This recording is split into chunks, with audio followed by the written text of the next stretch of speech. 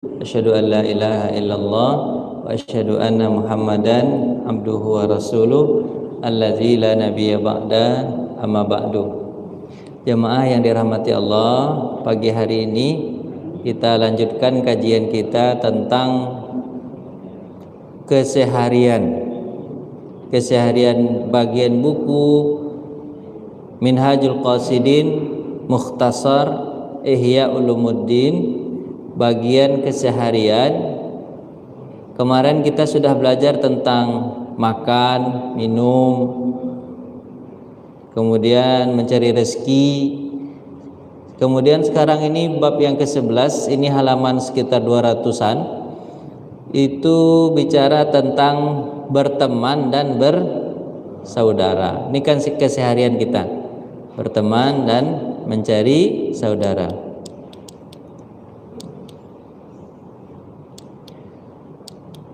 Kalau mencari teman, baiknya teman itu yang punya akhlak yang baik, karena nanti akan mempengaruhi kita. Betul ya Pak ya? Mengaruhi kita. Jadi akhlak yang baik. Kalau yang tak baik, tidak usahlah berteman dengannya. Maksudnya berteman yang dimaksud ini adalah berteman, bukan berteman say hello ya Pak ya. Kalau say hello bolehlah, siapa aja bisa kita say hello, siapa aja ketemu di jalan boleh segala macam. Tapi kalau yang akan kita jadikan teman di dunia dan juga teman di akhirat, wajiblah punya akhlak yang baik. Agar apa? Agar nanti kita ikut-ikutan pula dapat akhlak yang baik. Sebaik-baik mencari teman itu di mana? Di masjid. Sebaik-baik teman itu di mana? Masjid. Nah, Allah Subhanahu wa taala berfirman, innama ya'muru masajidallah man amana billahi wal yaumil akhir. Orang yang memakmurkan masjid pasti dia beriman kepada Allah dan hari akhirat. Walam yakhsha illallah, dan dia tidak takut kecuali hanya kepada Allah. Fa'asa ulaika humul muhtadun, semoga mereka dapat petunjuk. Jadi orang yang datang ke masjid, orang beriman kepada Allah dan hari akhir, dan tidak takut kecuali hanya kepada Allah. Habis itu, dan dia mendapat petunjuk. Jadi sebaik-baik teman itu di masjid, nanti baru dibawa pulang Pak. Maksudnya dibawa pulang itu gimana? Baru nanti di masjid dapat, dari masjid ini buat komunitas, misalnya komunitas main sepeda, komunitas apa lagi? Main bulu tangkis. Tapi dari masjid dasarnya. Kalau orang yang dari masjid dulu, insya Allah main bulu tangkisnya pakai subhanallah tuh kalau subhanallah. Tapi kalau seandainya bukan dari masjid dapat teman itu, nanti ada aja omongan tuh. Omongan tak terkontrol, akhlaknya tidak baik. Tapi kalau dari masjid terkontrol pasti. Kalau pas lagi dia semes, Allahu Akbar, misalnya begitu kan, pasti begitu caranya di masjid. Karena kata ulama ketika menjelaskan ayat itu tentang berteman itu dari masjid, apa mengatakan?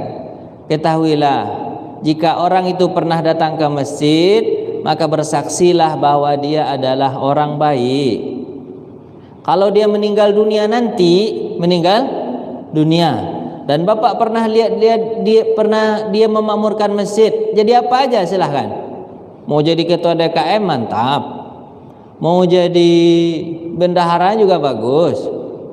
Mau jadi apa lagi? Jadi marbotnya bagus juga. Nabi mengatakan, apa kata Nabi? Pokoknya orang yang berhubungan dengan masjid bagus. Apa itu? Apa kata Nabi? Siapa yang azan di masjid, yang azan nih Pak, yang azan di masjid 12 tahun. Nah, ini memang agak berat nih Pak, 12 tahun. 12 tahun azan di masjid, Allah jaminkan untuknya surga. 12 tahun Pak. Saya baru 4 tahun baru. Saya 4 tahun. Kapan itu? Ketika SMA saya. SMA sampai tamat, dari kelas 3 SMP sampai SMA 4 tahun baru. Tinggal 8 tahun. Mana tahuan masjid Masjid Uswatun Hasanah ini bisa menerima saya nanti jadi marbot. Pengen 8 tahun lagi. Serius, 8 tahun lagi. Azan di masjid. Orang yang azan di masjid, kata Allah Subhanahu wa taala, nanti di akhirat ada tandanya. Apa tandanya? Lehernya panjang. Tidak tahu saya leher yang panjang seperti jerapah, tidak tahu saya itu. Tapi artinya apa? Orang tahu ini muazin nih pasti masuk surga ini. Ditandain begitu sama Allah. Apa kata Rasulullah SAW? Siapa yang di masjid melihat ada kotoran, melihat ada sampah, habis itu diangkatnya, dimasukkannya ke tong sampah, dibersihkannya masjid, satu sampah Allah ganti dengan satu onta di surga. Itu yang berhubungan dengan masjid tuh Pak. Itu tak ada hubungan dengan mall tuh Pak. Siapa yang dapat sampah di mall, dia masukkan ke dalam tong sampah, diganti dengan onta di surga. Tak ada itu. Yang adanya hubungannya dengan masjid. Makanya siapa aja yang berhubungan dengan masjid baik Pak. Makanya Bapak nanti kalau melihat sampah di masjid, Bapak jangan ngomel. Mana marbotnya nih? Tak dibersihkannya, tak sapunya, macam mana nih? Bapak dikasih pahala oleh Allah Subhanahu wa Ta'ala untuk ngambil Pak. Apa ya? Begitu. Pokoknya siapa aja berhubungan dengan masjid. Ada Bapak lihat misalnya keran apa? Keran bocor. Bapak jangan ngomel-ngomel. Bapak datangi marbotnya, Pak datangi DKM-nya. Pak, itu keran bocor. Iya, itu udah lama itu Pak, udah 2 tahun. Nah, Bapak tak beli. Tak ada duit masjid Pak. Oh, berapa harga keran? Harga keran paling 50.000. 50.000. Baiklah, siapa yang bisa memasang keran? Berapa dengan upah pasangnya? Gak usah lah Pak upah pasangnya. Kami bisa masang, belikan aja lah sama Bapak. Baiklah, saya tak 1.000. Mau? Bela Pak, saya belikan. Dibelikan, dipasang. Setiap orang yang berwudu di sana, Bapak dapat pahalanya. Itu yang mahal dikit. Yang tak mahal apa? Misalnya nih Bapak ngelihat ada jam mati misalnya. Kenapa jam mati? Baterainya Pak. Baiklah, sebentar saya akan ke warung. Dibelikannya baterai 3.000. Ditaruhnya di apa? Di jam itu. Hidup jam itu. Setiap orang yang melihat, pahala dia dapat. Apalagi kalau dibelikannya jamnya begini. Oh iya, mahal betul. Itu cuma 3.000 itu Pak harganya Pak. Baterai. Ya kan, apalagi yang setiap orang pasti. Orang mau azan, orang mau sholat, lihat sini kan. Makanya kata Nabi SAW, orang yang ke masjid adalah orang baik. Yang berwakaf untuk masjid bagus. Apa kata Allah Subhanahu wa taala? Man bana masjidan banallahu lahu baitan fil jannah. Siapa yang membangun masjid, Allah akan bangunkan untuknya rumah di surga. Sahabat bertanya, ya Rasulullah, kami tak punya duit. Berapa banyaknya, tanah mahal harganya, bermiliaran kami, apalagi bangunannya tak kuat kami ya Rasulullah. Apa jawaban Rasulullah? Au kamiskhatin au askharu minha. Lebih kecil daripada sarang burung pun kamu akan mendapatkan rumah di surga. Lebih kecil dari sarang burung Pak bangun masjid. Sarang burung berapa harganya Pak? Harga sarang burung berapa? Begitulah. Saya mau berakaf. Mana masjid sekarang? Saya mau bantu wakaf. Berapa? Berapa Pak mau bantu wakaf? Kami butuh 2 miliar nih. Saya akan bantu wakafnya. Berapa? 2.000 aja. 2.000 juga ada dapat lah itu. Contohnya begitu, wakaf 2.000. Gitulah Pak. Gitulah untuk masjid Pak. Artinya apa? Orang yang memakmurkan masjid bagus. Yang datang ke masjid bagus Pak. Yang datang ke masjid bagus. Datang ke masjid bagus. Apa kata Nabi SAW? Siapa yang sholat nih Pak, yang sholat di masjid, bukan sholat wajib Pak, sholat sunat. Siapa yang sholat sunat sampai 12 rakaat di masjid, maka 12 rakaat Pak, Allah bangunkan untuknya rumah di surga. Kalau berapa Pak? 12 rakaat. Itu sholat sunat Pak, bukan sholat wajib. Kalau sholat wajib tentu lebih lagi. Itu sholat sunatnya. Baik, makanya Pak, mencari teman itu baiknya di mana Pak? Di masjid. Dah dapat di masjid baru bawa pulang atau bawa kemana-mana. Jangan dari luar Pak dapat. Makanya nanti ini cepat aja kita nih.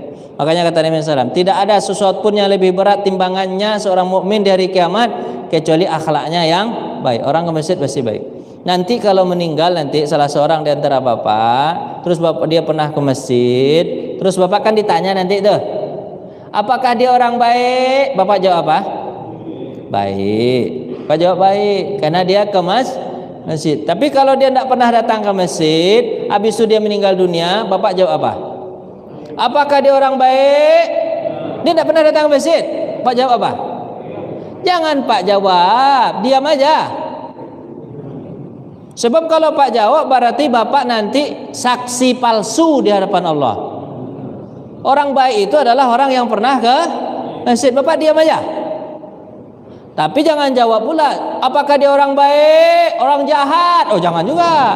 Sakit hati nih, sakit hati apa? Jaga keluarganya nanti, jangan jawab juga begitu. Bapak diam aja. Tak pernah nampak sama Pak dia ke masjid. Tapi kalau dia pernah ke masjid, Bapak bersaksi dia orang baik. Saya ada pengajian Pak, satu Pak, ajian saya. Dia itu di mana ada Pak bangun masjid kerjanya, di mana ada bangun masjid kerjanya. Di tempat dia itu sendiri, yang tempat dia meninggal ini Pak, 2 masjid dibangunnya. Bukan duit dia sendiri, enggak. Cuman dia yang mempelopori 2 masjid. Meninggal dia Pak, diundang saya untuk datang untuk menyalatkannya itu Pak. Menangis saya Pak. Apa sebab menangis? Oh indahnya kau Pak. Mati kau dengan telah membuat 2 masjid. Banyak pahalamu, ingin sekalipun saya dapat seperti itu. 2 masjid dibangunnya Pak. Kemana dia ada perjuangannya Bapak? Masjid. Oh, itu kemana dia? Makanya kalau dia meninggal Pak, bersaksilah bahwa dia orang baik. Dah, lanjut. Sesungguhnya orang yang paling aku cintai, paling dekat majelisnya kepadaku adalah orang yang paling bagus akhlaknya, kata Nabi. Jadi melanjut lagi, cari teman. Nabi ditanya tentang sebab yang paling banyak membuat orang masuk surga. Apa itu? Akhlaknya. Jadi teman itu yang pertama dicari Bapak, akhlaknya. Dan akhlak yang baik itu adalah di masjid. Lanjut. Makna persaudaraan. Apa kata Nabi SAW? Sab'atun yuzilluhumullah yawma la zilla illa zilluh. 7 yang dapat naungan Allah, yang tidak ada naungan yang lain kecuali naungan Allah. Salah satu diantaranya Bapak, orang yang bersaudara karena Allah. Jadi bersaudara itu di tengah-tengah Pak, karena Allah aja. Misalnya nih Bapak berteman itu karena Allah, pasti Bapak orang yang sangat baik terhadap kawan. Kalau dia baik, Bapak bertemanannya. Kalau dia sholat, Pak berteman sama dia. Tapi kalau dia jahat, jangan berteman sama dia. Enggak usah. Itu berpisah karena Allah, berteman karena Allah. Sebab teman itu gunanya bukan hanya di dunia Pak, tapi juga di akhirat. Teman itu bisa saling ini enggak Pak? Saling ngajak-ngajak enggak Pak? Akhirat Pak. Di surga bisa enggak Pak? Bapak pernah dengar cerita enggak? Cerita begini. Ayat tentang ini. Ayat tentang apa itu? Al-akhilla yauma izin ba'duhum li ba'din aduwwun illal muttaqun. Orang-orang yang beriman itu apa tuh? Al-akhilla, nanti orang-orang yang berteman itu yauma izin ba'duhum li ba'din, pada hari nanti hari kiamat, aduwwun, mereka bermusuhan, illal muttaqun, kecuali orang yang bertakwa. Jadi orang yang berteman bukan karena apa Pak? Bukan karena taat kepada Allah, mereka itu bermusuhan nanti di akhirat. Ayat itu datang kapan itu? Ketika Uqbah bin Mu'id datang kepada Nabi Muhammad disuruh oleh teman-temannya. Siapa teman-temannya? Abu Sufyan, Abu Lahab, Umayyah bin Khalaf. Tapi dia paling dekat dengan Umayyah bin Khalaf, sebab Umayyah bin Khalaf itu adalah teman kaya duitnya banyak. Uqbah bin Mu'id ini ahli apa? Ahli negosiasi lah. Ahli negosiasi Uqbah bin Mu'id. Apa kata Uqbah bin Mu'id? Datangkan aku kepada Muhammad, aku akan mengajaknya supaya dia mundur dari agamanya. Apa kata mereka? Baik, datanglah, kami biayai kamu. Kalau kamu sukses, kami kasih duit banyak. Kata teman-temannya. Umayyah bin Khalaf. Umayyah bin Khalaf itu Pak yang tuannya Bilal, yang menyiksa Bilal itu namanya Bapak Umayyah bin Khalaf. Bapak ikut kan sama saya kan? Ikut ya? Bapak kok diam gini? Saya takut. Bapak paham kan? Saya agak takut, saya agak mendiam gitu, takut saya. Ya, Kak, terus iya Pak ya, lanjut ya. Iya serius Pak. Bapak tahu kan Umayyah bin Khalaf? Yang datang kepada Nabi itu siapa namanya? Uqbah bin Mu'id. Uqbah bin Mu'id datang kepada Nabi. Apa katanya? Hai Muhammad, kita biar enak sama enak aja nih, baik sama baik aja nih. Kita kan lama ini nggak baik hubungan kita. Udah lama kita, udah bertahun-tahun nggak baik hubungan kita. Kita enak sama kita aja nih, toleransi sama kita nih. Semenjak kau datang sama kamu ini kan kacau kita nih. Dibilangnya Nabi Muhammad ngacau, Pak. Padahal Nabi Muhammad ngacau atau enggak, Pak? Ngajarin mereka agar mereka taat kepada Allah. Enggak boleh minum minuman keras, enggak boleh berzina, enggak boleh makan harta orang. Kan gitu, Pak ya? Enggak boleh bunuh orang, enggak boleh jadikan orang budak. Dibilangnya Nabi pengacau. Betul enggak Pak pengacau gitu, Pak? Ngajak orang kepada yang baik dibilang pengacau enggak, Pak? Bapak kok takut? Enggak, kita enggak nyinggung siapa-siapa, yang cerita Nabi aja. Cerita Nabi aja, Bapak jawablah. Orang ngajak kepada kebaikan dibilang pengacau, Pak. Betul atau enggak tuh, Pak? Serius, Pak nih? Kan enggak pengacau kan? Nabi Muhammad ngacau enggak, Pak? Dia enggak makan harta orang itu, betul enggak, Pak? Dia enggak pernah menipu orang tuh, betul enggak? Nabi Muhammad tuh sangat jujur. Walaupun dimusuhi sama orang Quraisy, tapi harta orang Quraisy itu jadi dititipkan kepada Nabi Muhammad. Sampai hijrah pun Nabi Muhammad masih banyak dapat titipan harta, enggak dikurangi sama Nabi sedikit pun. Itu percayanya mereka sama Nabi, Pak. Tapi Nabi dibilangnya, Pak, pengacau. Apa kata Ubay bin Ka'ab? Akan kacau kita gara-gara kamu datang. Dulu kita aman-aman aja. Sejak kita menyembah patung sama-sama aman aja, kan itu? Padahal aman nggak pada mereka ketika nyembah patung sama-sama, apa? Aman nggak? Bunuh-bunuhan, ya Pak? Anak mereka bunuh, ya kan? Yang mereka jadikan budak, harta mereka makan. Yang kaya, yang kuat dia yang berkuasa, yang lemah mati, kan itu diinjak-injak, kan itu Pak ya. Datang Nabi Muhammad untuk menyamakan keadilan itu, dibilangnya pengacau, kacau kan kita katanya. Terus apa maumu wahai Uqbah bin Mu'id, kata Nabi Muhammad. Nabi Muhammad baik aja. Apa kata Uqbah bin Mu'id? Ginilah, bagaimana biar kita enak sama enaknya, toleransi kita. Toleransi itu dari kata dulu itu udah ada itu, Pak. Toleransi kita. Apa toleransinya? Kamu menyembah Tuhan kami satu hari, kami sembah juga Tuhan kamu satu hari, dan kita tidak saling menghina Tuhan lagi. Gimana menurutmu? Cocok kan? Enak nggak, Pak? Sehari sembah Tuhannya sama-sama, datang kita sama-sama ke tempat patung tuh sembah sama-sama Tuhan tuh. Sehari pula datang pula kita ke masjid, ngapain? Nyembah Allah. Enak nggak, Pak, begitu? Kata Uqbah bin Mu'id, enak, itu toleransi namanya itu. Apa kata Nabi Muhammad? Allah tak mengizinkan begitu, kata Nabi Muhammad. Habis itu apa? Kalau memang tak bisa begitu, kami mundur sedikit, saya mundur sedikit. Apa itu? Saya kan disuruh negosiasi sama kamu nih. Apa itu? Bagaimana kalau seminggu sembah Tuhan Allah, seminggu kita sama-sama sembah Allah, sehari sembah patung. Bagaimana? Boleh kan begitu? Kan banyak kamu dapat tuh. 7 hari sembah Allah, 1 hari sembah patung. Boleh enggak? Apa kata Nabi Muhammad? Allah tak mengizinkan begitu, kata Nabi. Terus apa kata dia lagi? Begini aja lah, kami mundur lagi nih. Berapa? Sebulan sembah Allah, 1 hari sembah patung. Boleh enggak begitu? Apa kata Nabi Muhammad? Allah tak mengizinkan juga. Kan Allah tak izinkan, Pak ya? Tak izinkan. Baiklah, aku dah jauh mundur nih, kau tak mau mundur sedikit pun. Aku mundur lagi nih, kata siapa? Aku nih orang negosiasi, tolonglah kau pikirkan baik-baik. Dah mungkin marah dia, Pak. Apa kata dia? Tolong kau pikirkan baik-baik. 1 tahun sembah Allah, 1 hari sembah patung. Boleh enggak begitu? Allah tak mengizinkan begitu, katanya. Kan tak mengizinkan, Pak ya? Agama kita ini tidak bisa dicampur-campur, itu masalahnya, Pak. Tidak bisa dicampur-campur. Kalau ada campur-campur, Pak, enaknya betul tuh. Tidak boleh. Nabi mengajarkan tidak bisa campur. Satu-satu aja agama itu. Menandakan bahwa agama itu memang beda, Pak. Tidak ada orang mengatakan agama itu sama enggak agama itu, Pak? Bapak agak takut menjawab sedikit. Jawab aja lah. Kita tidak nyinggung-nyinggung orang. Mati dia, Pak. Kenapa tuh, Pak?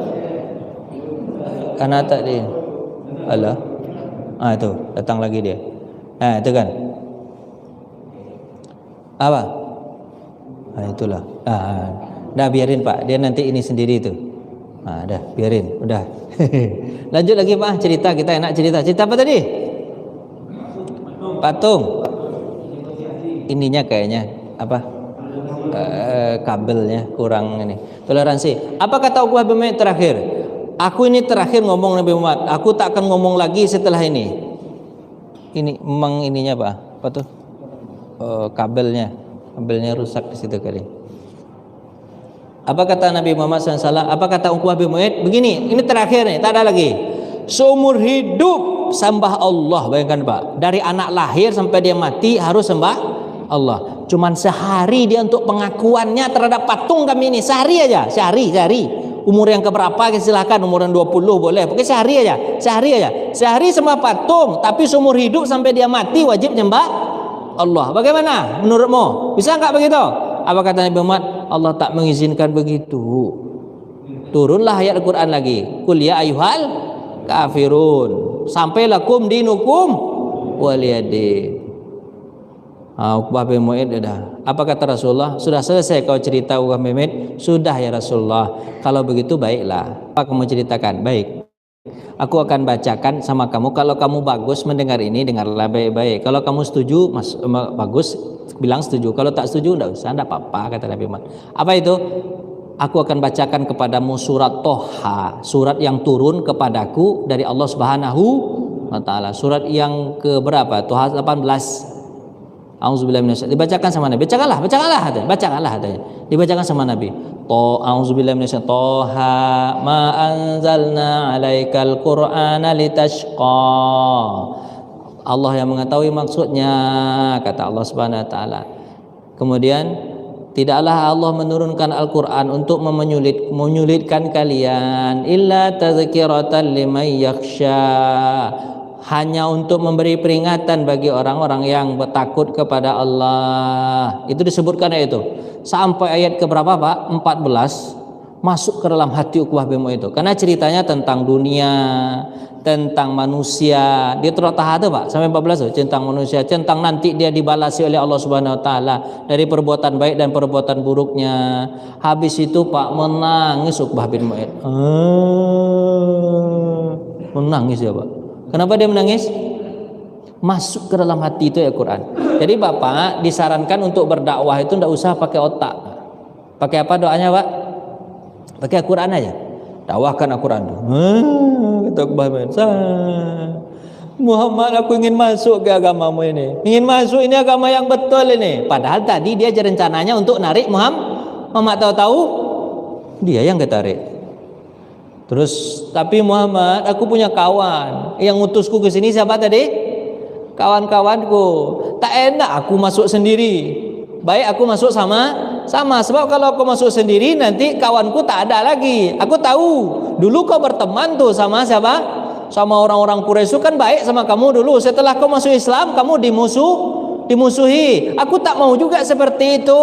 Aku akan datang kepada mereka untuk ngajak mereka masuk Islam sama aku, biar aku tak dimusuhi. Boleh enggak Muhammad? Boleh, kata Nabi Muhammad. Ajalah kalau kau bisa. Baiklah, pulang dia ke kawan-kawannya, kembali dia kawan-kawannya, datang dia kepada Abu Jahal, Abu Lahab, Umayyah bin Khalaf dan kawan-kawan yang lain. Datang dia ke situ. Apa kata dia? Aku sudah menemui Muhammad dan tidak ada yang dia ucapkannya kecuali betul-betul dari Allah yang Maha Kuasa. Aku sarankan kepada kalian 3 saran. Berapa Pak? 3 saran. Saran pertama apa? Baiklah kita masuk Islam sama-sama. Itu sarannya pertama Pak. Kira-kira diterima atau enggak Pak?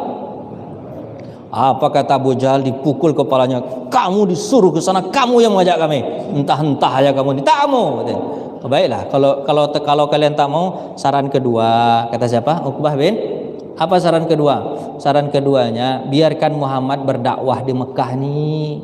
Jangan kita halangi lagi. Jangan kita musuhi lagi. Tujuan dia itu kalau dia masuk tidak dimusuhi gitu ya. Jangan dimusuhi lagi. Kenapa? Kita lihat aja nanti yang baik itu pasti kelihatan baik. Yang emas itu kelihatan emas. Mau dibuang kemana aja emas juga namanya. Coba ya. Emas juga. Mau dibakar segala macam emas juga. Kita lihat nanti apakah orang akan menganut agama Islam atau agama patung. Tapi jangan kita saling bermusuhan. Gimana? Apa kata? Tidak, ini yang kami tidak harapkan dari dulu. Hilang mata pencarian kami. Kan mata pencarian Abu Jahal itu kan jual patung Pak. Jual patung Tuhan itu diperjualbelikan sama dia. Itu habis itu Bapak, yang ketiga, kalau tak mau juga yang ketiga kata Uqbah bin Mu'aid. Apa itu yang ketiga? Yang ketiga adalah bagaimana kalau seandainya kita biarkan Muhammad itu keluar dari Mekah. Kan dia berencana keluar dari Mekah. Dia akan berdakwah di luar Mekah. Biarkan dia berdakwah di luar Mekah. Nanti kalau agamanya diyakini oleh banyak orang, kita akan dapat nama juga. Dapat apa? Dapat nama. Apa sebab? Dia itu kan dari keturunan kita, dari kampung halaman kita. Bagaimana kalau kita biarkan keluar? Apa kata mereka? Tidak. Kalau di Muhammad keluar, pasti orang akan menganut agamanya. Suatu saat nanti dia akan menyerang kepada kita. Tak, aku tak mau. Ketakutan mereka sangat luar biasa, Pak. Begitu dari dulu. Takut mereka sangat luar biasa. Akhirnya kata Umayyah bin Khalaf, Uqbah bin Mu'aid, tadi kau datang ke sana aku yang biayai. Sampai aku iming-iming kau dapat duit. Tapi jika kau masih kepengen duit dan masih mau berteman denganku, tuh Muhammad nampak sama kau kan? Dia datang tuh, pasti dia mau sholat di Ka'bah. Pas sujud nanti kalau kau ingin berteman sama aku, ambil kotoran onta. Jadi kotoran onta tuh Pak, ada sebelah situ tuh kotoran onta banyak betul, tumpukan di Ka'bah itu. Nah, untuk ambil kotoran onta 2 karung, kemudian siramkan kepala Muhammad tuh. Baru kau teman saya. Kalau tidak, tahu tadi teman saya. Betul Pak Uqbah bin Mu'aid Pak. Karena dia pengen berteman sama Umayyah bin Khalaf yang kaya itu Pak. Diambilnya 2 karung Pak, disiramkannya kepala Nabi Muhammad. Tidak bisa bangkit Nabi Muhammad gara-gara siramannya itu. Kira gimana banyak itu Pak? Tidak bisa bangkit Pak. Kalau tidak datang Abu Bakar untuk menarik Nabi Muhammad, mati Nabi Muhammad kelemasan. Kotoran onta. Itu kira-kira apa? Turunlah ayat ini. Al-akhilla yauma izin ba'duhum li ba'din aduwwun illal takun. Orang yang berteman itu bermusuhan nanti kecuali orang yang bertakwa. Nanti di akhirat Uqbah bin Mu'aid itu akan berkata kepada Allah. Apa kata dia? Ya Allah, aku kepengen masuk Islam, tapi gara-gara temanku ini Umayyah bin Khalaf yang ngajak aku tidak masuk Islam, akhirnya aku tak masuk Islam, mati dalam keadaan kafir nanti di perang Badar. Mati semua itu Pak, mati semua itu tuh di perang Badar. Mati dalam keadaan kafir di perang Badar. Ya Allah, dia yang menghalangiku untuk masuk Islam. Dulu aku udah pengen masuk, tapi dia halanginya. Ya Allah, berikan azab kepada Umayyah bin Khalaf 2 kali lipat. Bayangkan sama Bapak. Jadi Pak, orang yang ngajak Bapak kepada keburukan, itu nanti Bapak bilang kepada dia apa? Ya Allah, tolong azab dia 2 kali lipat. Dia yang ngajak saya ke tempat maksiat. Dia yang ngajak saya ke tempat dosa. Azablah dia 2 kali lipat. Makanya Bapak jangan punya teman seperti itu. Apa sebab? Nanti Bapak bermusuhan. Yang baiknya teman itu yang mana Pak? Yang seiman, yang bagus. Gimana tuh teman yang seiman yang bagus tuh? Kalau nanti di akhirat misalnya ini contoh, Pak Rohadi, mana yang betul nih? Pak Rohadi masuk surga atau masuk neraka? Mana yang contoh yang baik yang mana? Nah, saya pilih mana yang ini. Contoh Pak Rohadi. Tidak enak pula saya ngomong. Saya tidak ada kenal yang lain. Ada yang mana ya? Udahlah, mohon maaf ya para dia, contoh aja ya. Contoh misalnya Pak Rohadi masuk surga aja lah, biarlah enak aja lah, masuk surga aja lah. Pak Rohadi masuk surga, dia masuk surga. Habis dia masuk surga itu Pak, habis dia masuk surga itu, habis itu kan dia, kerjaan kita di surga ngapain Pak? Senang-senang aja, senang-senang, makan-makan, ngerumpi-ngerumpi, cerita-cerita sama kawan. Dulu kita main sepeda, dulu kita ke masjid dulu gini ya, dulu kita main sepeda begitu, cerita-cerita begitu aja. Bapak kan kalau ketemu sama teman kecil kan begitu cerita Pak ya. Kita dulu kecil-kecil mandi di sungai ya, kan kita cerita kan asik tuh jadinya tuh, lupa waktu kan. Itulah kira Pak Rohadi nanti cerita dia sama kawan-kawannya. Pasti dia cerita sama kawan-kawannya, dulu kita di masjid ada penceramah lah. Gayanya tuh kayak kampungnya deh Boy ya. Siapa Ustaz namanya? Siapa itu Ustaz? Ustaz Roni Hidayat, kata orang kawan-kawannya kan. Ustaz Roni Hidayat. Oh, Ustaz Roni Hidayat. Mana dia tuh? Mana dia? Dicari-cari sama Pak Rohadi di surga. Tak dapat sama dia. Lantai 1, lantai 2, lantai 3, seluruh lantai dicarinya. Tak dapat sama dia. Nggak ada, saya cari-cari. Nggak ada. Saya tanya-tanya pula ke komplek sana tuh, tak ada Roni Hidayat itu, tak ada katanya. Dicari-cari tak ada. Bertanyalah dia kepada Allah, ya Allah, kami dulu ada ustaz namanya Ustaz Roni Hidayat, gaya kampung dia kalau ngaji itu, mana dia Allah? Apa kata Allah? Dia di neraka. Allah, itu kan saya nurunkan diri aja sedikit apa-apa, tapi mudah-mudahan dia di neraka tuh kata Allah. Dia di neraka. Kamu tak tahu kata Allah. Kan kita Bapak kan tak tahu dosa apa yang saya lakukan, Bapak tak tahu kan? Kalau Bapak tahu dosa apa yang saya lakukan, tak berani saya datang ke sini. Allah itu menutup kita ini hebatnya gara-gara ditutupin sama Allah dosa-dosa. Kalau dibukakan dosa-dosa ini, semua berani tidak Bapak menatap orang lain? Tak berani, Pak. Maka bersyukur kita kepada Allah, dosa kita ditutup sama orang lain. Alhamdulillah. Kalau dibuka aja sedikit sama Allah, Pak, ya ampun-ampunan kita, malu kita di depan orang tuh. Ya kenapa? Di depan orang malu kita, harusnya di depan Allah lebih malu lagi. Tapi orang tuh tak malu-malu. Heran pula. Tak punya malu orang tuh. Habis kan, apa kata Allah kepada Pak Rohadi? Oh, dia di neraka. Kamu kan tak tahu apa yang dia lakukan secara tersembunyi. Kata siapa? Kata Allah. Menangis Pak Rohadi dia. Kenapa dia menangis? Ya Allah, dia yang tunjukkan kami kepada kebaikan. Beberapa kali dia ceramah di tempat kami, berbulan bertahun menunjukkan kami taat gara-gara ceramah dia, walaupun kami tak tahu dosa yang dia sembunyikan, tapi kami bersaksi dia orang baik. Allah kan menangis Pak Rohadi itu sedihnya. Di surga itu tak ada sedih, tak ada boleh sedih. Apa kata Allah? Hai Pak Rohadi, kenapa kau sedih? Sedihlah aku. Tak boleh sedih kata Allah. Kalau kau tak inginkan aku sedih, izinkan aku agar mengangkat Ustaz Roni Hidayat itu dari neraka, baru aku tak sedih. Kata siapa?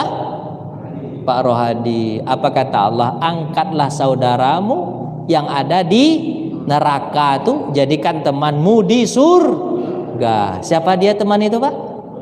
Teman yang beriman, Roni Hidayat. Jadi begitu, Pak. Makanya Bapak kalau punya teman, kalau punya kawan, Pak, kalau dia beriman, Pak, tidak apa-apa, Bapak modal sedikit tidak masalah. Asalkan nanti di surga Bapak dia ingat ke Bapak, tidak masalah. Saya punya kawan, Pak. Kawan itu pintar, sholatnya bagus. Kalau pas dia berdoa itu, Pak, lama, Pak, doanya itu, Pak. Lama doa. Saya aja doa itu gampang aja. Kalau dia lama doa itu, ya Allah ya Rabbi, ini orang baik betul nih kawan. Tak bisa saya segusuk dia itu. Tapi ada masalah dia kecil, ada masalah dia, Pak.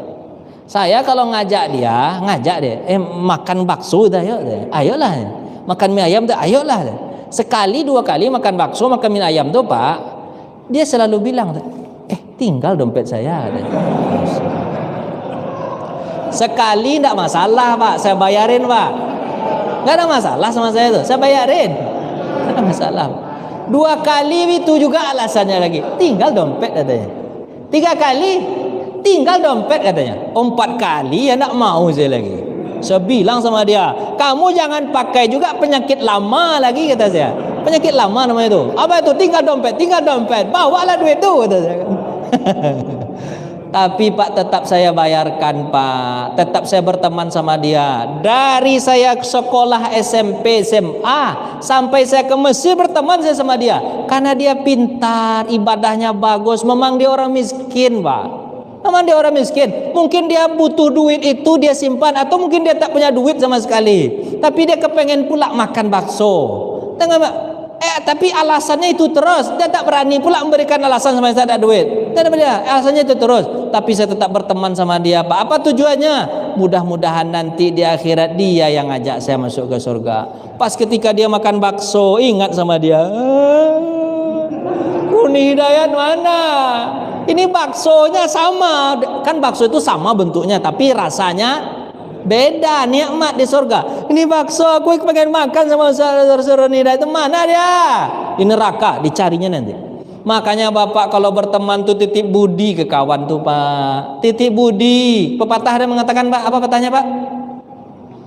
Hutang emas bisa dibayar, hutang budi dibawa mati. Ingat dia nanti sampai ke akhirat, Pak, ingat dia. Maka titip budi kepadanya. Titip budi. Maka beruntunglah Bapak yang punya nama Budi. Ada apa nama Budi? Ada budi. Titik budi Pak. Misalnya begini, ada Pak, ada di apa tuh jamaah saya itu Pak. Dia kemana-mana itu Pak, dia bawa ini Pak. Bawa apa tuh? Bawa permen Pak. Permen Pak. Dia di tas kecil bawa permen Pak. Setiap orang yang ketemu sama dia tawarin permen. Bapak mau permen? Nggak banyak dikasih Pak, cuman satu dikasih cuman. Apa kata dia? Ustadz, ini saya beli 10.000 nih Ustadz. 10.000, tahan 2 bulan nih Ustadz. Iyalah orang permen sebanyak itu cuma kasih satu-satu. Lama tahannya sebulan paling cepat nih Ustadz. Setiap anak-anak yang kecil-kecil kalau kelihatan sama dia, Pak, permen Pak, kasih satu. Permen satu tuh Pak. Bapak titip budi, kira-kira nanti orang di surga pas makan permen ingat nggak dia Pak? Pasti ingat dia. Tapi kalau lebih hebat lagi, Bapak misalnya bawa pakai kantong nasi padang. Nasi padang. Mana orang yang sering makan nasi padang atau makan permen? Mana yang sering makan nasi padang atau makan permen? Pasti makan nasi padang kan? Nah, bawa nasi padang tuh kemana-mana ketemu sama orang nasi padang. Kira-kira orang nolak nggak Pak? Enggak. Artinya kalau Bapak titip budi begitu Pak, makanya Pak kalau punya kawan itu titip budi. Tujuannya apa? Agar nanti Bapak bisa diajaknya masuk ke dalam surga. Cintaku pasti untuk orang yang paling saling mencintai karena aku. Cintaku pasti untuk orang yang saling memberi karena aku. Cintaku pasti untuk orang yang saling mengunjungi karena aku. Jadi Allah tuh Pak mencintai orang yang saling mencintai, saling mengunjungi Pak Allah cintai. Bapak kalau datang ke tempat orang, hadis Nabi mengatakan, Bapak kalau datang ke tempat kawan Bapak itu jauh dia, Bapak datang ke tempat dia. Nabi pernah menceritakan ada orang yang datang ke tempat kawannya. Setelah dia datang ke tempat kawannya, kemudian datanglah malaikat kepadanya. Jadi Allah nyuruh, tuh Sanu berangkat tuh katanya. Nah, tolong kamu tanyain ngapain dia tuh? Tanyain. Dia bilang, kemana Pak? Saya mau ke itu katanya, ke rumah kawan saya. Apa kata malaikat tuh? Aku ingin bertanya kepadamu, ngapain kamu ke tempat kawan kamu tuh? Ngapain? Apakah kapan kau kepengen dapat duitnya atau karena sesuatu yang kau butuhkan di dunia ini? Apa katanya? Tidak, aku datang ke tempat kawanku itu hanya untuk silaturahmi. Dia orang baik, mudah-mudahan ketemu sama dia aku semangat untuk ibadah. Itu aja, betul. Apa kata malaikat tadi? Aku adalah malaikat. Allah telah menyampaikan kepadamu, Allah menyuruhku untuk menjaga engkau dari engkau berangkat sampai engkau pulang, dan selama itu engkau akan diberikan rahmat oleh Allah Subhanahu wa taala. Itu kalau Bapak datang kepada teman Bapak. Hadis. Tali simpul iman yang paling kuat apa Pak? Saling mencintai karena Allah. Dan kalau yang kedua itu adalah membenci karena, jadi Pak, iman itu kayak itu Pak, kayak tali ini Pak. Tali itu dia apa itu Pak? Disimpul-simpul Pak ya. Simpulan yang paling kuat itu adalah la ilaha illallah. Simpul-simpul berikutnya adalah apa Pak? Bersaudara. Banyak simpul-simpul itu Pak. Salat, puasa, zakat, haji itu diikat-ikat tuh Pak. Jadi kalau sering paling banyak diikatnya berarti paling kuat nggak imannya Pak? Bapak nggak paham ya? Gimana ya cara ngomongnya? Misalnya iman Pak. Iman ini ada 2 iman ya. Ada 2 iman Pak ya. Iman ya. Bukan 2 iman, tapi diibaratkan 2 tali. Biar dia iman ini kuat Pak. Itu diikat-ikat Pak. Dia diikat-ikat ya. Ikat-ikat. Kuat nggak digulung-gulung? Kuat nggak iman tuh Pak? Kuat. Tapi kata Nabi Muhammad, yang pertama lepas simpul dari iman itu apa? Persaudaraan. Kalau dah hilang persaudaraan Pak, akan kemungkinan besar akan terbuka pula ikatan-ikatan iman yang lain. Paham gak Pak? Nah begitu Pak. Itu yang pertama terbuka itu Pak. Pak, kalau Bapak berkelahi satu masjid, kira-kira Bapak mau ke masjid gak? Ini Pak, gara-gara berkelahi tidak jadi ke masjid. Gara-gara berkelahi tidak mau ikut kurban. Gara-gara berkelahi tidak mau saling apa lagi? Tegur sapa. Nggak mau, bukan nggak mau Pak, itu dah berat tuh Pak. Kalau sudah berkelahi itu Pak, dah ampun tuh Pak. Dan nanti akan hilang sholat Bapak, hilang puasa Bapak, hilang jemaah Bapak, hilang. Akhirnya tak beriman sama sekali. Dan orang yang memang mulainya setan menggodanya dari situ Pak, dari persaudaraan itu Pak. Kalau persaudaraan sudah tidak, apa kata Umar bin Khattab? Aku ini kepengen hidup di atas, masih ingin hidup di dunia, makin bertahan hidup di atas dunia, itu karena 3 aja kata Umar. Yang pertama, karena ada kawan. Kalau aku ada masalah, aku datang ke kawanku, dia mengingatkan, selesai masalah. Itu Pak ya. Kemudian yang kedua, karena masih ada Quran. Kalau aku ada masalah, tanya ke Al-Quran. Yang ketiga, karena ada sholat berjamaah. Kalau untuk menambah-nambah pahala. Kalau tak ada sholat berjamaah, aku ingin mati aja lagi. Tapi salah satu diantaranya apa Pak? Karena ada kawan. Pak, apa kata orang? Kalau berteman kita 1 juta, 2 juta itu sedikit, tambah lagi banyak-banyak. Tapi kalau punya musuh 1, sempit dunia ini. Bapak punya musuh di masjid ini, contoh punya musuh Bapak di masjid ini. Habis itu Bapak kepengen sholat, betul ya? Kepengen sholat, Bapak ingin ke masjid juga, betul kan? Ingin ke masjid juga. Terus Bapak lihat-lihat dulu, mana dia musuh saya itu ya? Mana dia musuh saya? Dia musuh itu sholat di sini. Mau nggak Bapak sholat di sampingnya? Tak mau. Pasti Bapak sholat di situ. Betul nggak? Pasti sholat di situ. Kalau bisa ada ketemu sebelum dia assalamualaikum, Bapak dah lari duluan. Kan begitu cerita. Takut kalau bertemu mah. Malas kalau bertemu sama dia. Melihat wajahnya jijik saya. Kan gitu katanya kan. Ada dia mau sholat juga. Suatu saat pernah dia buru-buru, belum berudu. Langsung cepat-cepat sholat di sini. Pas dia angkat takbir Allahu Akbar, dia samping. Kan tak enak sholat jadinya. Makanya Pak, kalau berteman itu berteman aja lah Pak. Jangan banyak masalah dengan kawan.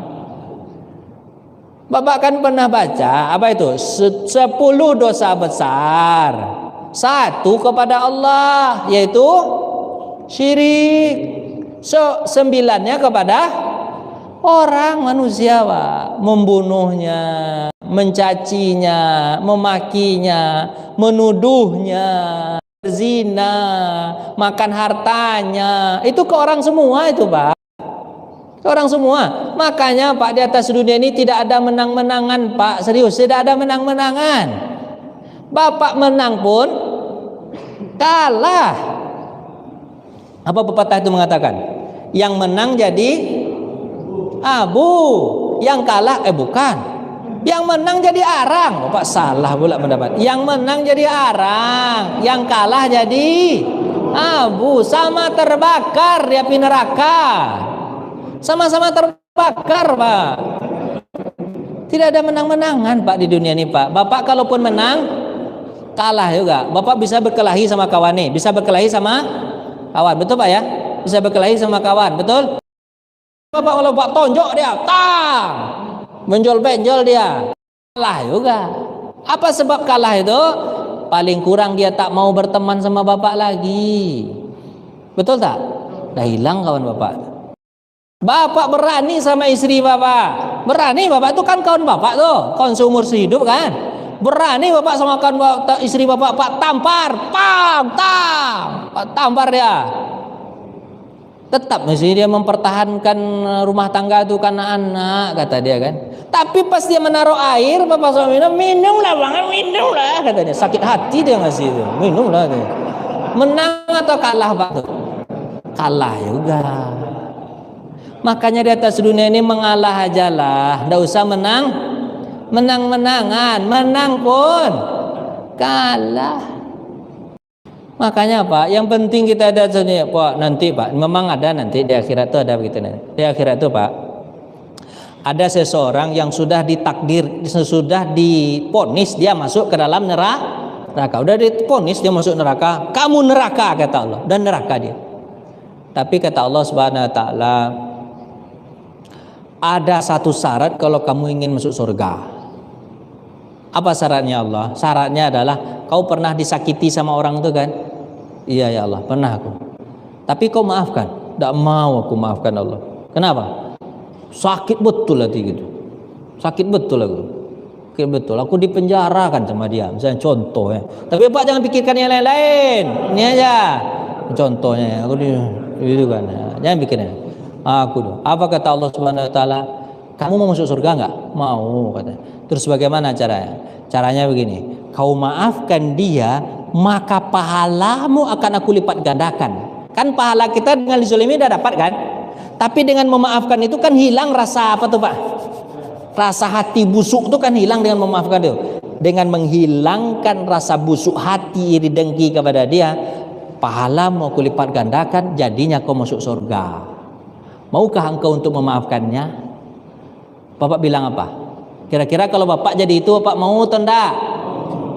Ada juga yang enggak bilang, aku tak akan maafkan sampai kapan ya? Biarlah aku masuk neraka. Begitu pula. Bapak kira mau enggak ditawarkan Allah? Bapak bisa masuk surga asalkan bisa memaafkan, hilangkan rasa iri dengki itu. Apa kata dia, Pak?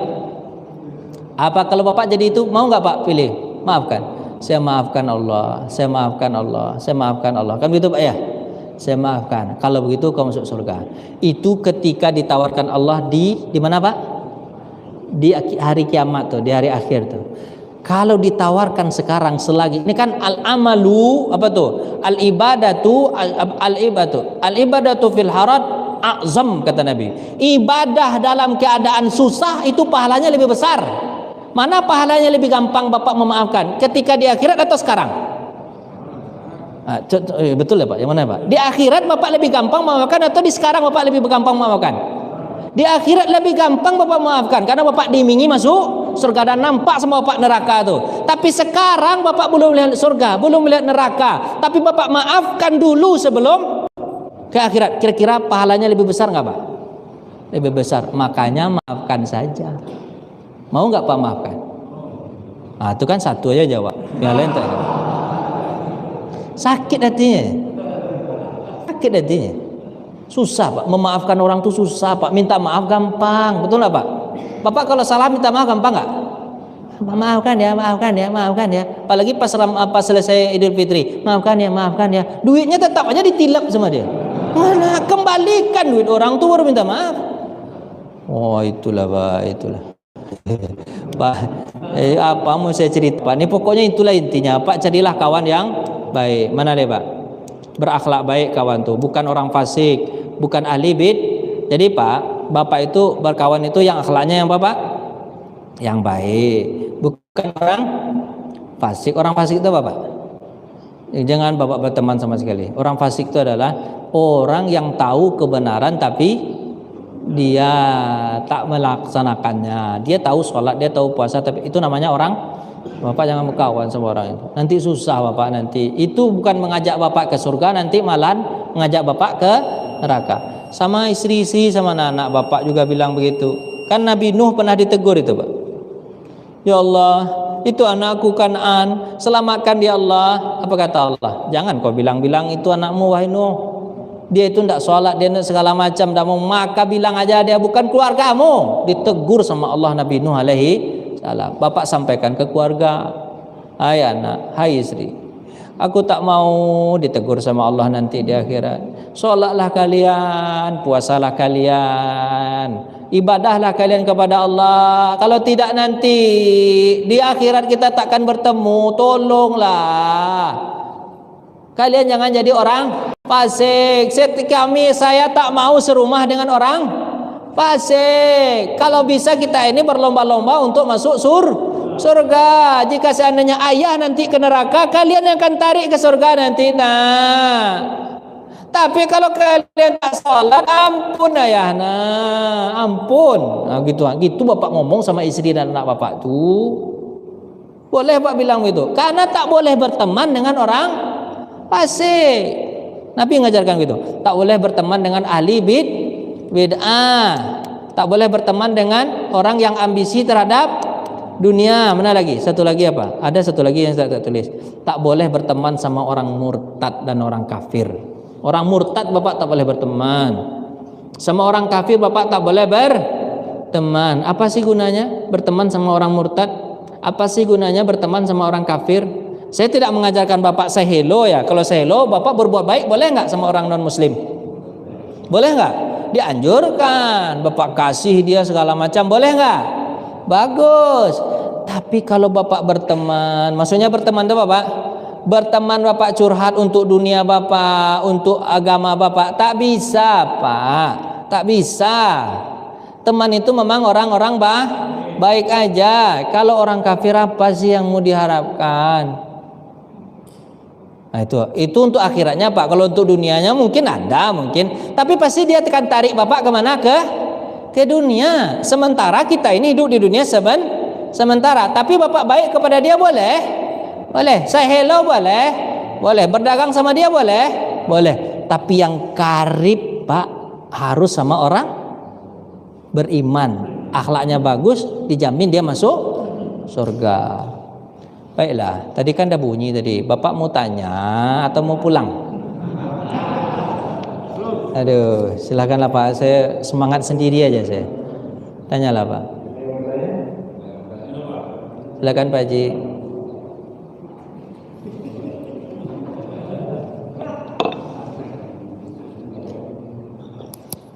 Lanjut Pak Haji.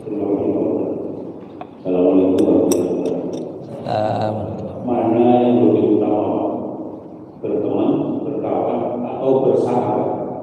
Terima kasih. Saya itu susah juga, nggak tahu itu ahli bahasanya gimana tuh Pak. Mang apa sih bedanya Pak kalau berteman Pak? Teman, kawan, bersahabat. Susah juga ya. Saya nggak tahu lah Pak. Sahabat mungkin lebih dekat Pak ya. Karena sahabat Nabi itu kan, kalau Nabi mengatakan dalam hadis Nabi itu, antum ashabi, kalian adalah sahabat. Sahabat-sahabat itu adalah yang semasa hidup dengan Nabi, yang sama-sama ibadah sama Nabi, itu namanya sahabat. Kalau teman itu Pak, teman itu kalau Nabi pernah mengatakan, ana ashtaku ila ikhwani, aku sangat rindu sama teman-teman, rindu sama teman-temanku. Sahabatnya menjawab, ya Rasulullah, alaisa ikhwanak, bukankah kami ini teman-temanmu ya Rasulullah? Itu kata Nabi kan, bukan nih kami teman-temanmu. Apa kata Nabi? La, kalian bukan temanku, kalian adalah ashabi, sahabatku. Nabi membedakan teman dengan sahabat itu sih dengan kata itu. Kalian adalah sahabatku yang hidup bersamaku, melihat aku ibadah kalian ikut ibadah, kalian berjihad aku berjihad kalian berjihad juga, sama lah. Itu namanya sahabat. Terus siapa yang kau maksud, yang kau rindukan itu siapa? Teman-temanku kata Nabi. Siapa teman-temanmu itu ya Rasulullah? Apa kata Nabi? Mereka itu adalah amanu bi, mereka beriman kepadaku. Walam yarani, tapi mereka tak pernah melihatku. Siapa dia? Kitalah yang dirindukan sama Nabi Muhammad SAW. Mereka iman kepadaku, tapi mereka tak pernah melihat.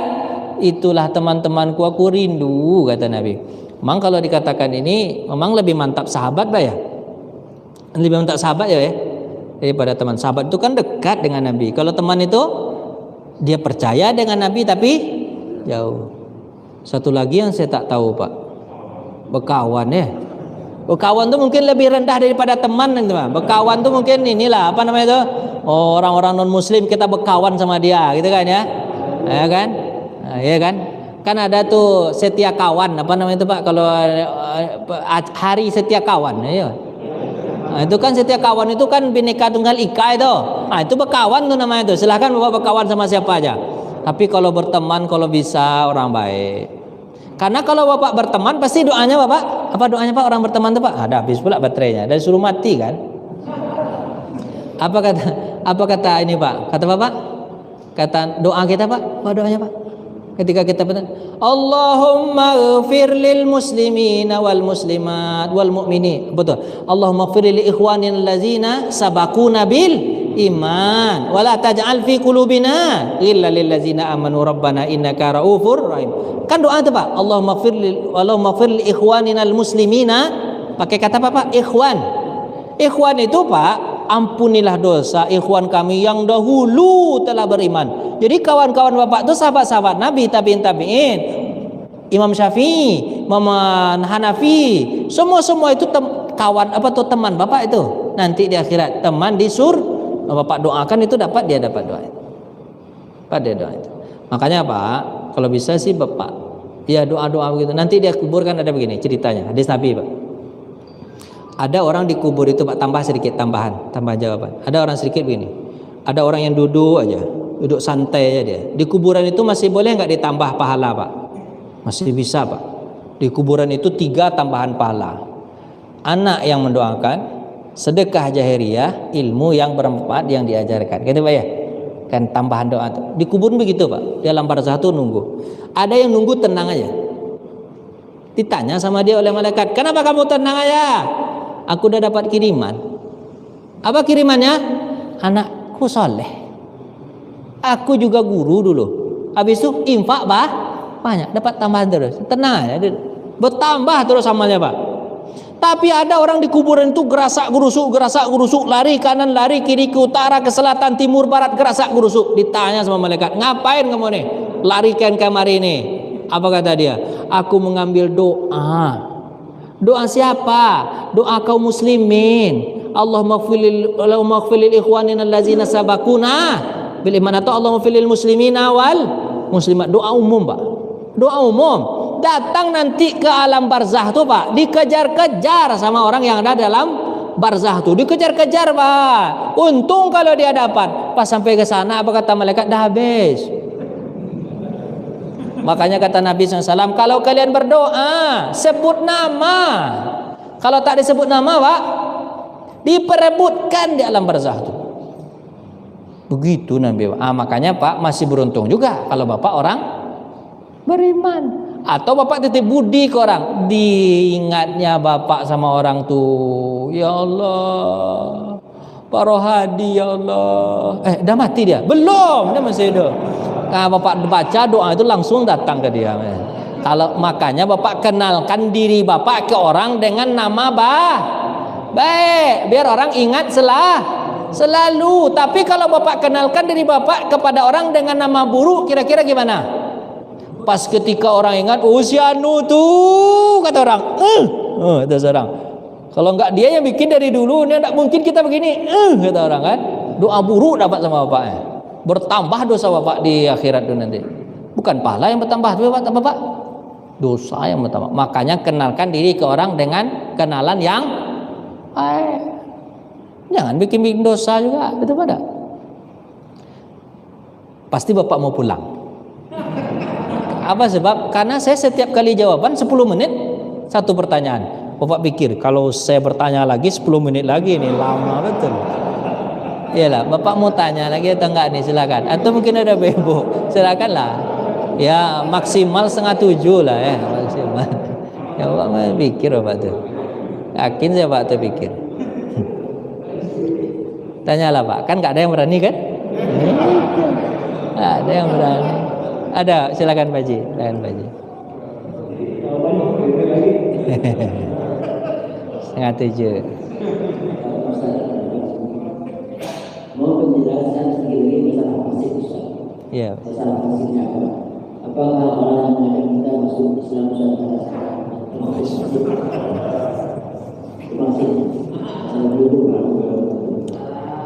Pak Haji ini menjerumus betul ya Pak Haji. Menjurus betul. Dah baiklah, begini. Ada dulu namanya Abdullah bin Uqbah bin Mu'id. Tadi yang saya ceritakan Uqbah bin Mu'id ayahnya. Sekarang anaknya Abdullah bin Uqbah bin Mu'id. Anaknya Pak, anaknya masuk Islam. Anaknya masuk Islam, namanya Abdullah Pak. Abdullah bin Uqbah bin Abdul Mu'id. Yang tadi itu Pak, yang cerita yang menyiram Nabi itu Pak. Anaknya masuk Islam. Ketika itu Nabi Muhammad merintah di Madinah. Ketika itu Nabi Muhammad merintahkannya, "Abdullah," kata Nabi, "ya, ambil sedekah, ambil zakat Bani Mustalik, jemput." Kata siapa? Kata Rasulullah kepada Abdullah, jemput Abdullah. "Baik ya Rasulullah." Dijemputnya Pak. Baru dia masuk ke gerbang Pak. Gerbangnya Bani Mustalik itu memang bekas Yahudi dulu. Bekas Yahudi, ada juga sebagian daerah itu bekas orang-orang Madinah. Tapi mereka udah ditaklukkan. Dulu memang dia melawan kepada Nabi dengan menyalahi janji piagam Madinah itu kan, diperangi sama Nabi, misalnya dikepung sama Nabi, akhirnya mereka tunduk dengan membayar jizyah pajak. Dan sebagian mereka ada juga yang beriman. Yang tidak beriman bayar pajak, yang beriman bayar zakat. Ambil, kata siapa? Memang zakat itu harus diambil. Ambil, kata Rasulullah kepada Abdullah. Iya baik Rasul, diambil. Pas sampai di gerbang Pak, nampak sama dia, sama Abdullah bin Uqbah bin Mu'in ini. Orang itu ngasah pedang Pak. Orang Bani Mustalik ngasah pedang. Ngasah pedang Pak, ngasah tombak, ngasah segala macam. Nampak sama dia, lain pula ini katanya kan. Belum dia bertanya ke orang itu, dia balik kepada Nabi Muhammad. Apa dibilangnya? Ya Rasulullah, ya Rasulullah, ya Rasulullah. Apa kata Nabi Muhammad SAW? Oh, orang Bani Mustalik balik menyerang kita. Apa buktinya? Mereka ngasah pedang. Apa kata Nabi? Wih, bahaya nih kata Nabi kan. Tapi sebelum itu dalam surah Al-Hujarat Pak ceritanya, surah 49. Itu. Apa kata Nabi? Sebelum serang mereka, utuslah dulu Khalid bin Walid. Khalid, bawa 30 orang, intai apakah mereka betul ingin menyerang. Diintai sama Khalid Pak. Diintai sama Khalid. Pas diintai sama Khalid, habis itu satu orang disuruh masuk untuk nanya-nanya ngapain mereka itu pedang-pedang itu ngapain. Habis itu kami mau kurban. Oh ternyata dia mau kurban. Dia ngasah pedang dia Pak. Ngasah pedang kami mau kurban. Dia lah macam itu kan. Ngasah pedang. Itu kan biasa Pak ya. Ngasah pedang. Oh katanya. Balik dia ke Khalid bin Walid. Bukan. Mereka bukan menyerang. Mereka apa? Untuk korban contohnya. Itu kata saya korban itu tidak ada yang lain itu. Cuman dibilang kami ngasah aja gitulah bahasanya. Cuman kata saya kena dekat korban aja sebenarnya. Tambah. Itu nanti tambah pula cerita itu. Enggak, itu baca saya. Ya, nah kan dia ngasah pedang, kami ngasah pedang aja. Bapak dah masuk pula lama tahu apa yang tadi padahal saya bercanda. Dah, habis itu kan? Habis itu Khalid bukan begitu. Akhirnya Khalid datang kepada Nabi, "Tidak ya Rasulullah, mereka ngasah pedang aja." Apa kata Nabi? Maka turun ayat itu. Pantaskah kalian berkata sementara di samping kalian ada Nabi, dia mendapat wahyu. Maka Abdullah itu disebut dengan orang fasik. Itulah dia tuh orang fasik tuh Pak. Memang Pak, kalau ayah memang begitu, memang ada keturunan dikit Pak. Walaupun dia masuk Islam, tapi rasa darah itu masih ada juga. Walaupun sebenarnya bisa dihilangkan Pak, tapi masih ada juga itu. Maka orang yang pertama disebut fasik itulah dia. Itu dalam menurut tafsirnya Abdullah bin Uqbah bin Mu'in, fasik dia. Artinya apa? Dia memberitakan sesuatu dengan berita yang tak benar. Nah, Bapak nanti kemana-mana tuh pergi ya kalian kan? Kemana-mana kan? Bapak pernah lihat orang bohong? Agak berat nih cerita nih. Bapak pernah lihat orang bohong? Pernah. Fasik. Itu bahasanya tuh. Dia tahu bohong tuh tak boleh, dia bohong juga. Itu kan bahaya tuh Pak. Bahaya. Fasik itu bahaya Pak. Fasik itu. Makanya Pak kata Nabi saudara-saudara itu inja'akum fasikun binaba'in fatabayyanu. Kalau datang orang fasik maka jangan kau percaya kata-katanya. Cek dulu lah. Tapi mafhum mukhalafahnya adalah kalau yang datang itu orang baik, kamu tak perlu cek. Kalau Nabi yang ngomong tak perlu dicek. Abu Bakar, Umar, Utsman, Ali, mereka itu orang yang tak pernah bohong. Para sahabat orang yang tak pernah bohong. Para ulama yang tak pernah bohong. Kalian tak perlu cek. Tapi kalau yang bicara itu orang yang suka bohong, cek dulu kata Nabi. Fatusibu qauman bijahalatin fatusbihu alaikum nadimin. Nanti kalau kalian mengambil keputusan, nanti kalian menyesal gara-gara mendengar kata orang pembohong tuh. Maka itu disebut apa Pak? Fasik. Jadi Pak, orang fasik itu terjemahnya itu Pak, tahu dia dengan kebenaran. Itu Bapak Haji kemana-mana kan aja. Saya takut menyebut merek itu Pak Haji ya. Nanti kena pula saya. Iya kan? Tahu nggak dia orang yang atau disebut sedikit nggak apa-apa, nggak tahu nggak dia orang Islam Nusantara ini perusak agama, tahu nggak dia? Kira-kira tahu atau nggak tahu Pak? Kalau dia tahu, itu terjemahkanlah sama Pak. Takut pula saya bilang nanti. Kalau dia nggak tahu berarti dengan kebodohan Pak. Kebodohan bisa dimaafkan Pak. Tapi kalau dia tahu Pak, fasik tuh. Bapak kalau dengar omongan dia lagi, apapun komentarnya, Pak jangan langsung percaya. Ini udah berkali-kali dia bohong, percaya juga lagi. Heran saya lihat orang ini. Itu keras betul nggak Pak? Keras nggak Pak? Nggak serius ya Pak? Serius Pak. Apa pepatah itu mengatakan, sekali lancong ke ujian seumur hidup orang tak percaya. Makanya jangan bohong, Pak. Jujur-jujur aja lah ngomong tuh, betul Pak ya. Kalau Bapak pernah bohong, perlu diteliti omongan Bapak. Tak perlu Pak percaya orang. Tapi kalau dia orang baik, perlu nggak diteliti Pak omongannya Pak? Langsung percaya aja lah. Tapi kalau dia berkali-kali bohong Pak, percaya juga Pak lagi tuh. Teliti dulu. Mungkin orang yang suka, orang fasik itu memang dia suka bohong, tapi sesekali benar juga. Yang ini orang fasik itu begitu Pak. Suka bohong sesekali benar juga. Itu Pak ya. Itu ya. Alah terserah Bapak lah. Masa ditutup pengajian ini dengan takut-takut sih. Udah lah, lanjutlah Pak. Lanjutlah. Bapak udahlah ya, udah pulang kita lagi. Ya, udah ya. Jadi Pak, itulah orang fasik Pak ya. Orang fasik tahu dengan kebenaran tapi tidak mau menyatakan kebenaran itu fasik. Fasik. Baik, terima kasih Pak. Mudah-mudahan Pak, saya doakan kita semua berteman di dunia, juga berteman di akhirat. Kalau Al-Hidayat itu mengatakan ini, kalau kalian tak ketemu saya di surga nanti, tolong cari, gitu Pak ya. Harus saling berpesan tuh Pak sama teman-teman.